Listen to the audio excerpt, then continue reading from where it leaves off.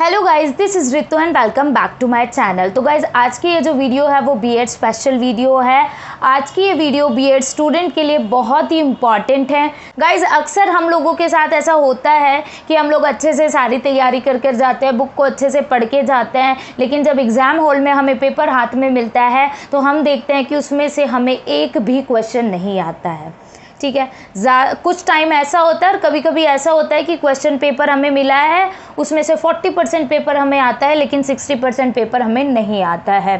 Specially long question हमें नहीं आते हैं। तो अब ऐसे में हमारा जो दिमाग है वो ख़राब हो जाता है, हम होपलेस हो जाते हैं और फिर हम आनन फानन में हर क्वेश्चन में केवल 4 लाइन जो है वो भर देते हैं, या फिर ऐसे ही रामायण कुछ भी हम छाप कर चले आते हैं और फिर हम ये डर जाते हैं कि हम फेल तो नहीं हो जाएंगे, क्या हमें पासिंग मार्क्स मिल जाएंगे। तो ये सारा डर हमें फिर सताता है। तो गाइज, आज की इस वीडियो में आपको इस प्रॉब्लम का सोल्यूशन मिल जाएगा और यहाँ पर जिस सोल्यूशन की मैं बात करूँगी वो हवाबाजी में नहीं होगा, वो आपको एक टेक्निक के साथ मिलेगा जिसकी हेल्प से आप उन क्वेश्चन को अच्छे से अटेम्प्ट कर पाओगे जिनके आपको आंसर बिल्कुल भी नहीं आते हैं।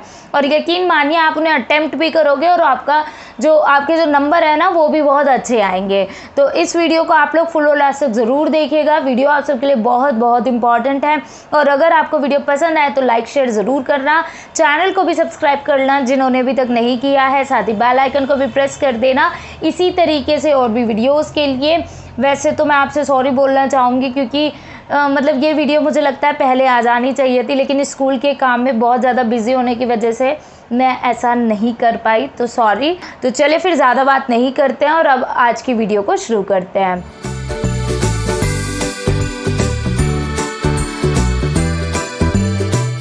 तो गाइज, आज की इस वीडियो में मैं जिस टेक्निक की बात कर रही हूँ वो है आंसर फ्रेमिंग टेक्निक। ठीक है, इस टेक्निक के माध्यम से हम हर एक वो उत्तर लिख सकते हैं, आंसर लिख सकते हैं जो कि हमें बिल्कुल भी नहीं आता है।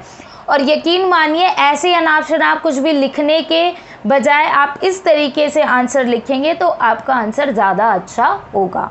तो गाइज देखिए, करना क्या है कि आपको कीवर्ड्स को यूज़ करना है। जब आपको लगे ना कि आपको इस क्वेश्चन का आंसर नहीं आता है तो उसको 2-3 बार क्वेश्चन को रीड कीजिएगा और उसमें ये देखिएगा कि कौन से ऐसे वर्ड्स हैं जिनके बारे में आप लिख सकते हैं, जिन वर्ड्स से आप पहले से ही इंट्रोड्यूस हैं, परिचित हैं। उन वर्ड्स को टिक कर लेना, गोला लगा देना, कुछ भी कर लेना। ठीक है, अब आपको 2-3 वर्ड्स तो ऐसे मिल जाएंगे हर क्वेश्चन में जिनका आपको मतलब आता होगा, जिन पे आप कुछ ना कुछ लिख सकते हैं। ठीक है, तो उन वर्ड्स को आप लेना और लिखना अपना शुरू करना, आंसर अपना लिखना शुरू करना। जब गाइज आप एक एक वर्ड को लेकर लिखना शुरू करेंगे ना तो आप खुद देखिएगा कि आपको लाइंस खुद मिलने लग जाएंगी, आपके माइंड से आपको लाइंस जो है वो बनी बनाई मिलने लगेगी और आप उसको लिखते जाएंगे। धीरे धीरे आपका इसी तरीके से पूरा एक पेज भर जाएगा, 2 भर जाएगा और धीरे धीरे आपका पूरा आंसर इसी तरीके से कंप्लीट हो जाएगा। आपको बस ध्यान रखना है कि क्वेश्चन में किन कीवर्ड्स का यूज़ किया गया है, किन वर्ड्स का यूज़ किया गया है, बस उसी तरीके से अपनी लैंग्वेज को घुमाना है। ठीक है, ये ज़रूर ध्यान रखना। जब आप इस तरीके से आंसर लिखेंगे तो आपका आंसर अच्छा भी लिखा जाएगा और आपका आंसर सही भी होगा और आप ज़्यादा अच्छे नंबर ला सकते हैं। तो चलिए गाइज, इस आंसर फ्रेमिंग टेक्निक का प्रयोग हम एग्जाम्पल के माध्यम से समझ लेते हैं। और देखिए, यहाँ जितने भी क्वेश्चन हैं वो 2019 के ये मतलब लॉन्ग क्वेश्चन में आए थे। 2019 में जो पेपर हुआ था उसके लॉन्ग क्वेश्चन में आए थे। तो पहला हमारा क्वेश्चन है कि भाषा क्या है और भाषा के विभिन्न सिद्धांत को बताइए। देखिए, हम सभी जानते हैं कि भाषा क्या है, तो भाषा के बारे में लिख देंगे और अगर आपने कोई परिभाषा याद की है तो वो लिख देना, अगर याद नहीं की है तो खुद से एक परिभाषा बना दीजिएगा, कोई बड़ी बात नहीं है। उसके बाद अब देखना है कि भाषा विकास के सिद्धांत। अब सिद्धांत तो आपने पढ़े नहीं है, अब सिद्धांत अब कैसे लिखोगे, अब यहीं आप अटक जाओगे। तो यहाँ अटकना नहीं है, भाषा विकास यानी कि भाषा का विकास होने में कौन कौन से ऐसे प्रिंसिपल्स हैं जिनका प्रयोग किया जाता है। तो आप प्रिंसिपल या वर्ड यहाँ पर भूल जाओ, आप ये सोचो कि भाषा का अगर विकास एक व्यक्ति में होता है तो वो कैसे कैसे होता है। तो एक बच्चा जो होता है वो भाषा कैसे कैसे सीखता है, भाई अनुकरण के माध्यम से सीखता है। हमारे बड़े लोग जो हमारे सामने बोलते हैं, बच्चा उसी को देख देख के, सुन सुन के सीखता है, अभ्यास से सीखता है ना। और भाषा किससे सीखता है? बच्चा प्राप्त करके, अर्जन करके भाषा को सीखता है। और कैसे बच्चा भाषा को सीखता है? और सामाजिक क्रियाओं में भाग लेकर बच्चा भाषा को सीखता है।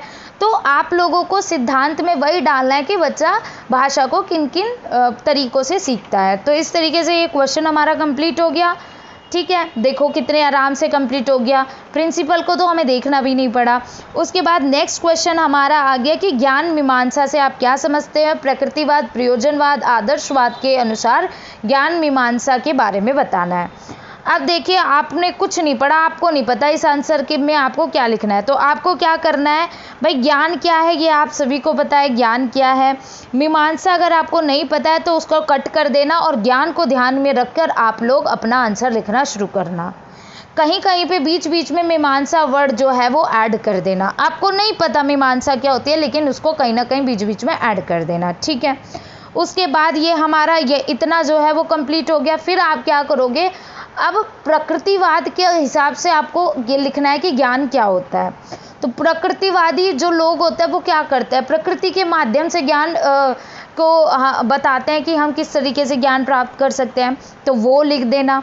फिर प्रयोजनवाद वाले वो होते हैं जो मतलब प्रयोग से जो भी हम कुछ सीखते हैं उसको ज्ञान समझते हैं ना, प्रयोग करके जो हम सीखते हैं उसको ज्ञान मानते हैं, उसके बारे में लिख देना। फिर आदर्शवाद के अकॉर्डिंग हमारे जो आदर्श होते हैं, जो सिद्धांत होते हैं, जो नैतिक मूल्य होते हैं, उनके हिसाब से हम जो सीखते हैं वो उनके लिए ज्ञान होता है। तो इस तरीके से 1-1.5 पेज भर देना। ठीक है, तो इस तरीके से देखिए आपका ये जो क्वेश्चन है जिसके बारे में आप ABCD भी नहीं जानते हैं वो पूरा कंप्लीट हो जाएगा। और इन कीवर्ड्स को समय समय पर प्रयोग करते रहिएगा। आपका आंसर इतना ज़बरदस्त होगा कि कोई इसको पूरा काट ही नहीं सकता और आपको बहुत ही अच्छे नंबर वहाँ पर मिल जाएंगे। तो आई होप गाइज आप लोगों को ये वीडियो पसंद आई होगी। और इससे पहले मैंने टाइम मैनेजमेंट और पेपर में एक आंसर में कितने पेजेस फिल करें इस पर भी वीडियो बनाई है। दोनों वीडियो आपको आई बटन पर दिख जाएंगी, लिंक डिस्क्रिप्शन में भी आपको मिल जाएगा। आप लोगों ने भी देखेगा, आपके लिए काफ़ी हेल्पफुल है। और आज की इस वीडियो को अब यहीं पर एंड करते हैं। अब आपसे मिलते हैं कल। Bye, take care.